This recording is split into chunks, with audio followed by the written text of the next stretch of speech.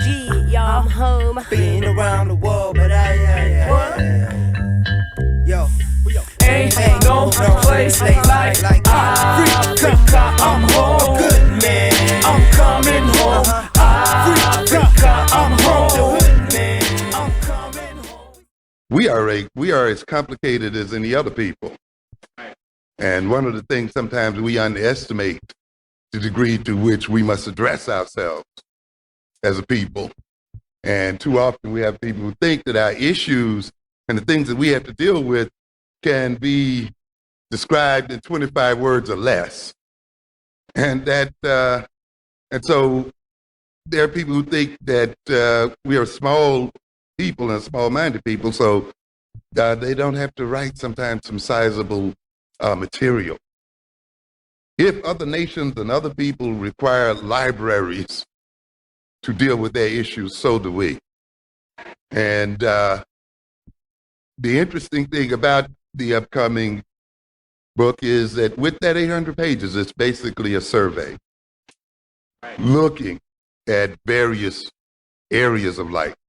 If you recall, we titled it Blueprint for Black Power. And we are essentially then trying to lay out a blueprint, a prescriptive book.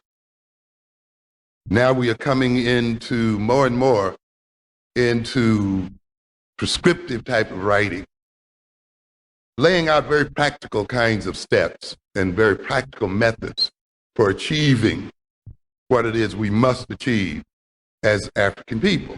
This means we have to cover a lot of territory. We are covering psychology, we are covering, of course, history, sociology, a great deal of political science, a great deal of economics and related fields, anthropology and so forth, because all of these have to be combined in the process of nation building. And this is what we really have to be about, is the process of building a nation as a people. If you're not thinking in terms of nationhood, then I must say, frankly, you're not thinking seriously of being liberated. All right. Trying to integrate and merge with our enemies is not going to solve our problem. And it's not going to happen, as a matter of fact. It is a fantasy that has kept us from taking care of business for far too long. The idea that we are going to one day be one with these people.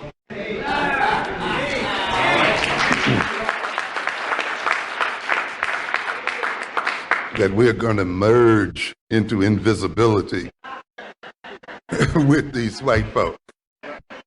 And even if that were possible, we should question our motives for wanting to do so. Why would you want to merge with the world's greatest criminals and thieves? With the people who have the worst values the world has ever known. It amazes me sometimes how we can hear some of our parents telling our children we want to be just like them. Yeah, it's a joke. It's an insult to hear Dan Quayle or to hear President Clinton come and lecture black folk on values. All right.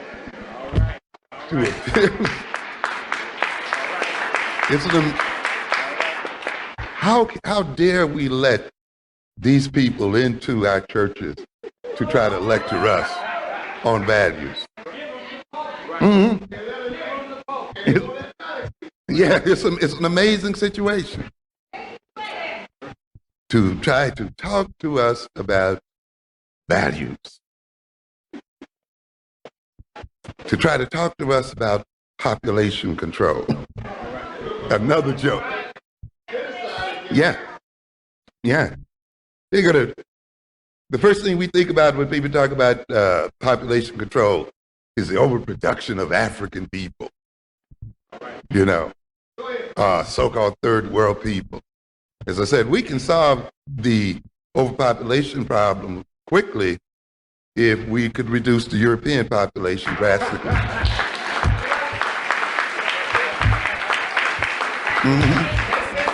Yes, and people, of course, as I tell you, this world has to always be backwards, you see.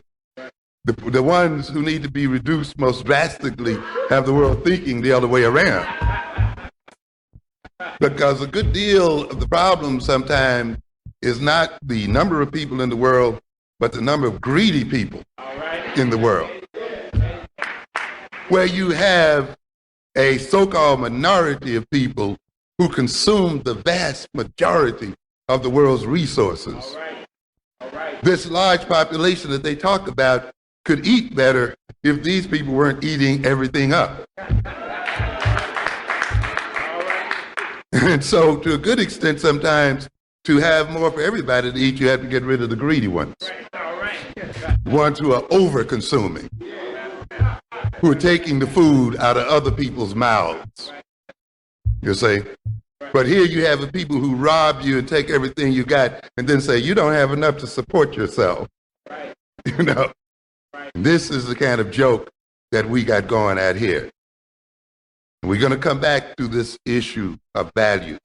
But we're going to talk a little bit about African-centered consciousness, personality, and culture as instruments of power. Because ultimately, this is what this whole struggle is about. Power.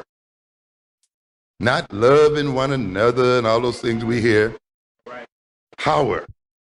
And to a great extent, the problems that we are confronted with today as African people and African people in America flows from our powerlessness or our inappropriate use of power. We've been made to even talk about it. We've been made to think that power is sinful and that to pursue it is a sinful pursuit and that it's wrong. But you cannot exist without power. Without power, there is no light. A battery without power is dead.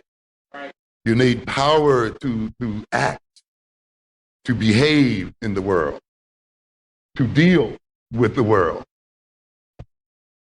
And consequently, then, we must interpret what we are about in terms of power. And we have the power, ladies and gentlemen. We have the possibilities. We just need to reorganize ourselves, reorganize our consciousness and our personality and our culture, and see them as instruments of power and use them as instruments of power to transform our situation. So we should not look at consciousness as some abstraction. As I often tell people, the most practical thing you can have is a good theory, is a good concept to guide your behavior, to be used as an instrument to measure reality, as an instrument to test reality. A good theory then organizes the world and organizes one's approach to the world. It permits one to be able to evaluate the world in terms of where one wants to go and in terms of what one wants to do. To be without theory then is to approach the world on an ad hoc basis, you know, just to meet it here and there and to not approach it in a systematic form. To live reactionarily, always reacting to what other people are doing, always being overwhelmed by events and overwhelmed by the future, instead of creating events and creating the future and making the future. See, when one has then a good theory and a good concept, one is able to do that. Consciousness. Without human consciousness, there is no world. It is the presence of human consciousness that brings meaning into the world. Without human beings in this world, conscious human beings in this world, in effect, there would not be a world. We bring the world into being through our consciousness. And through our consciousness, we create the world we live in. Out of the totality of reality, our consciousness cuts out a world that befits itself. In other words, the kind of world you exist in reflects the kind of consciousness that you have. And notice if you change your consciousness or change your values and orientation, you enter into a different world. You interact with different people. People often that you didn't even know existed in the world. Social situations that you might not have even recognized until you entered into a new level of consciousness. You see people, say, for instance, who become addicted, say, to crack or something, and now enter into a whole world and enter into a whole social system that before they became addicted, they hardly noticed. They didn't know what it was all about. And they picked up new friends and new relations, whole new ways of acting, whole new purposes in life. They lost old friends, broke with old families, and all kinds of things. In other words, the consciousness, that addictive consciousness, brought into the world a new foreground and put other things into the background. Therefore, man's consciousness is a creative act. And the kind of consciousness you have will determine the kind of world you create. Right. And consequently, when you look at the world that we live in, African people, we must recognize to a great extent it is a world of our own creation. All right. It is a world that has been generated by the type of consciousness we've been permitted to be instilled in us as a people. Right. As I told you earlier today on the radio, we talk about the white man as having power. And I want you to recognize that power ultimately has to do with a relationship between people. And that the white man's so-called power is to a great extent based upon the nature of the relationship he has with the black man. We empower him by the nature of our own behavior and attitudes as a people. He cannot be, as I said earlier, what he is unless we are what we are. I'm telling you. To a good extent, the European is our creation. All right. Yes. Mm-hmm. If we look at our behavior, we will see that to a good extent it is our behavior, our values, our consciousness, the kind of personalities we've established in ourselves, our tastes, our desires and needs that maintains the European in this position. All right. We talk about the civil rights movement and the apartheid system of the South. When blacks decided just to get out of the buses and walk, the system changed. Right. Yeah. When they just stopped sitting behind the white driver, just changing that relationship, right, changed the nature of power in that system. When they decided then to walk side by side, when they decided to walk abreast and line themselves up, because they had not walked that way before, for the ends before, the relationship changed. When they kept their monies in their pockets, right, when they sat on those stools and blocked the other people from them, right, and changed the nature of the interactions between themselves and Europeans, the nature of the system changed. So therefore we have tremendous power. It depends upon how we align ourselves as a people and how we decide to relate to other people in the world, because they cannot have what they have unless we are who we are. And that is why we don't have to spend a great deal of time always appealing to them and analyzing them, because we can better appeal to our own sense of self and our own consciousness. And we waste a lot of time trying to transform them, when through transforming ourselves, they will be transformed automatically.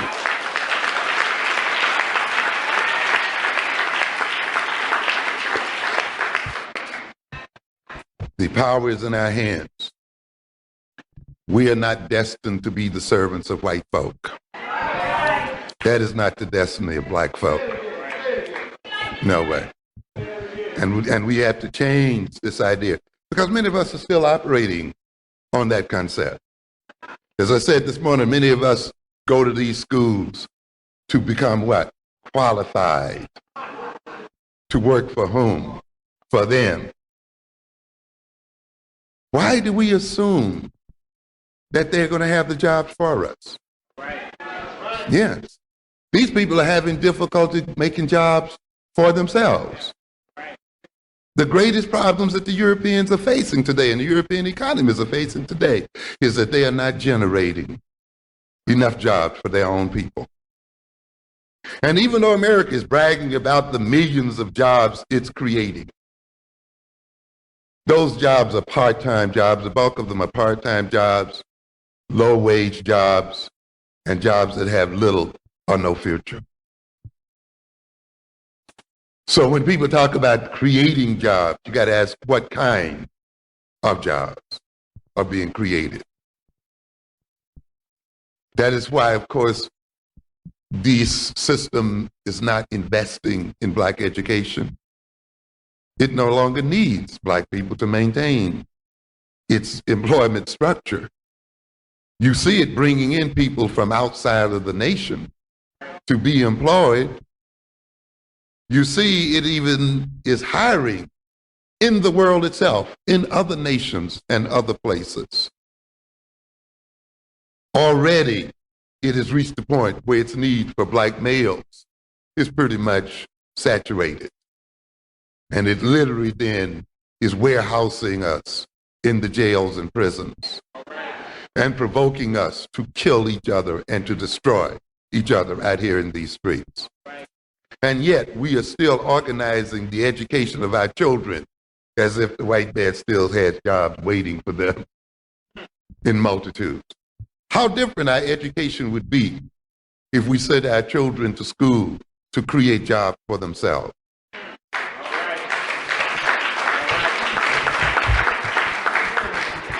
To create their own economic and political systems, to see themselves as the major sources of their employment.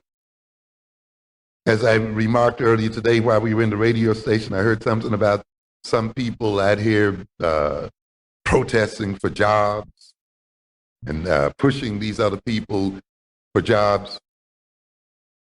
And I asked the question, do we know how many jobs we really create for other people? We are a job creating people. We don't realize it because we don't think in terms of nation. You see, we saw ourselves as a nation, we could see that we create jobs like any other nation. I mentioned that today. How many jobs are created by black music? Yeah, look at the whole structure of the music industry. From promoters to manufacturers of the records and the tapes and what have you, to the whole entertainment field, to the sellers of music in the stores, you know what we say, the Tower Records and the other great sellers of records and music and so forth, advertising that uses our music and all these things. How many thousands of jobs are we creating as people? We're creating them, but they have them. You see? We sing the music, they sell it. We sing the music, they market it. We sing the music, they promote it. You see? We sing the music, they produce great conglomerates like Sony, CBS Music, creating all kinds of jobs. We're creating tremendous jobs for a lot of people. How many jobs do we create just buying from Koreans? Buying from other ethnic groups out here? How many people are we creating employment for in terms of our spending habits as a people and our consumption habits as a people? How many jobs are we creating going to jail? We're creating all kinds of jobs and wealth. And we must come to understand this. We are creating these jobs, and yet we are begging for jobs. This means that in somewhere our consciousness has been impaired. We are begging for what we are making already. And we cannot use our own creation as a source of our own wealth. I told you earlier today that the Creator could not have intended for us as African people to be a poor people if the Creator implanted in our soils all the wealth that was planted there. We talk about the minerals and the oil and the gold and the this and the that that's implanted in African soil. So it seems as if the Creator blessed us from the very beginning with wealth and possibility. Therefore, for us to be going hungry over this wealth and to be starving in the midst of it and to be perceived as a dependent, indebted people while our wealth is being shipped out to other people. We're actually selling a lot of it for pennies and nickels and dimes and less. Means that there is something wrong with our consciousness. Because ultimately, ladies and gentlemen, we've said what? That the wealth of a people is ultimately not in their land. But where is it? It's in the mind. The wealth of man is in his mind, in his consciousness. You got to look at it. And we mentioned the example of Japan. No mineral wealth to speak of whatsoever. Nothing at all. A nation, by the way, which is totally dependent. Of course, we get things backwards, don't we? We see ourselves as depending on Europeans when the reality is the other way around. When they depend on us and our soils and our people, we have to be backwards in order for this situation to be the way it is. Our reality has to be turned backwards, and we have to live in an almost permanent state of deception in order to be used the way we are used. The Japanese must depend on others for their vital resources, their oil, their timber, all of these things that they use to create their technology and so forth is taken from the soils of other people and then sold back to them. And yet they are seen as rich and powerful. And the peoples whose wealth they take or buy are seen as poor and poverty-stricken. Ultimately, then, you cannot rob or take from wealth from a what? Poor people. You cannot get wealth from a poverty-stricken people who have nothing you can get nothing from. So if you're getting all your diamonds and your gold and your magnesium and all this other stuff, then from African people, then African people must be what? Wealthy and rich. And therefore, if African people are poverty-stricken with this material wealth, then it must be because our consciousness as a people is impoverished. And we are suffering then an impoverishment of our mentality. As we said before, if you have a good mind, you can con another joker out of his land. You can con him out of his diamond and his gold. And this is what the other people have done. They have used their mind and their cleverness and taken from us what they did not have originally. And therefore, consciousness is not an abstract concept. It is not a theoretical concept. It is a concept that is directly related to the reality that one lives in and to the reality that one experiences. It is directly related to the type of life that one will live and does live. So I'm going to look at this for a minute. Particularly the consciousness of Africans in America. I'm often somewhat amused and taken aback by the number of people in this society who claim that slavery occurred somewhere back there. That And you got some so-called black conservatives who claim that slavery no longer influences the nature of African people. I wonder what those people have to conserve in the first place. Are they conserving power? They're conserving wealth? What does a black conservative conserve? You know, you have to conserve something. And since they have very little, if anything, they must only be conserving the system that has created their poverty to begin with. And you see them ultimately justifying the poverty of African people and justifying the political and social and economic subordination of African people in the name of some kind of higher principles. So slavery is not supposed, the experience of slavery is not supposed to be operating in the mentality of black folk. And you hear a lot of our youngsters will say that as well.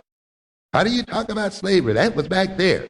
Or you whites talk about that. Well, you know, that was back there. We don't have anything to do with that anymore. You see.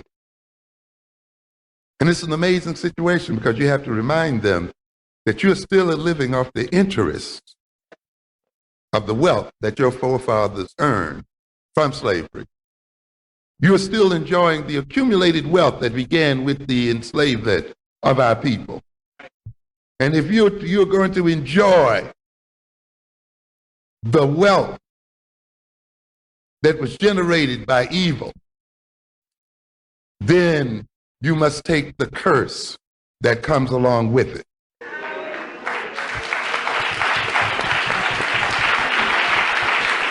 And therefore, even though you personally had nothing to do with it, but because you have received stolen goods, you must pay the price as well.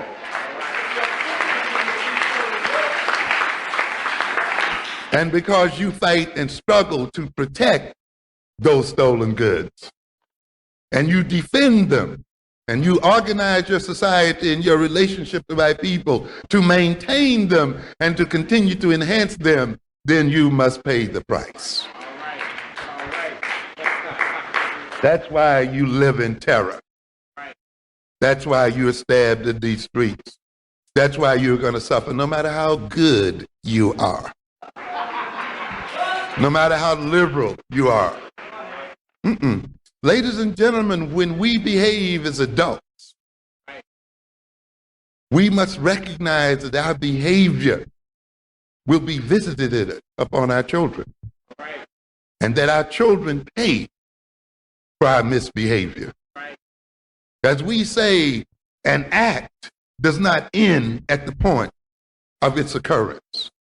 It continues to reverberate into the future and down across the generations. And that's why when you behave in a particular way, you have to think in terms of 7 generations from your behavior as to how what you're going to do is going to affect those generations later on. And even though those children may appear to be so-called innocent, they will still pay the price of your own misbehavior. This country whose parents and whose adults have misspent its treasure, and while they have enjoyed that treasure, ultimately their children will have to pay the taxes or will have to pay the price.